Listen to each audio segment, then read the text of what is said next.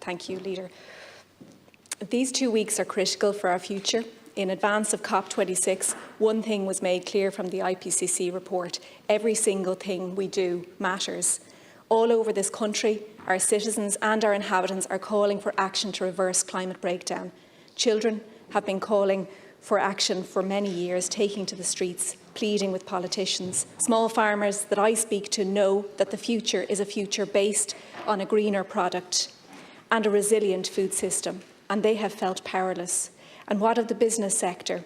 Well, this week we have Chambers Ireland calling for a dramatic change that is not incremental but hits the fast forward button. They say that our economy needs it, and they are right. But let's be honest, we also need it for our health, and we need it for the many species on this earth that depend on us doing the right thing, not least for the survival of our own species, but for peace on this planet, because make no mistake, war, migration and famine will escalate without it.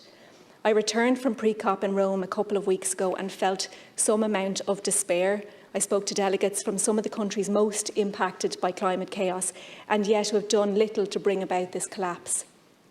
There was message after message of solidarity, but I had to wonder whether all trust had broken down, because the developed world failed to live up to its climate finance obligations under the Sustainable Development Goals and the Paris Agreement of giving $100 billion a year to developing nations.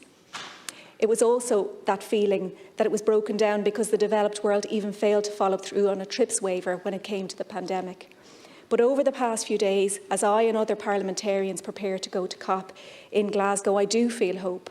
We have to feel hope. It is what the IPCC report calls for, and the very fact that today I heard the Taoiseach give an unequivocal commitment in an interview on Morning Ireland gives me that hope, because the actions of politicians will in large part define what happens next for the future of our species.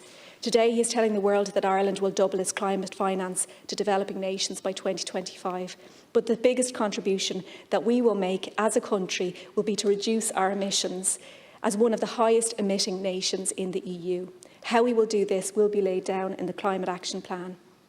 In light of all of this, I do find it alarming that today of all days is the day that Sinn Féin called for more consultation on the Climate Action Plan. There will of course be consultation, but we have to see all politicians stepping up to the mark for the sake of our country and our world and demonstrate leadership.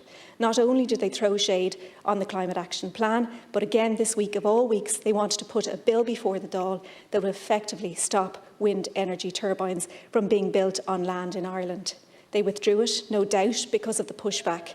I don't like saying this, but I think it is incumbent on all of us that care about the environment to call out this lack of commitment, this populism. We've done it when it comes to the media, and we will do it when it comes to the opposition. They too must play their part. Thank you. Thank you very much indeed, Senator O'Reilly.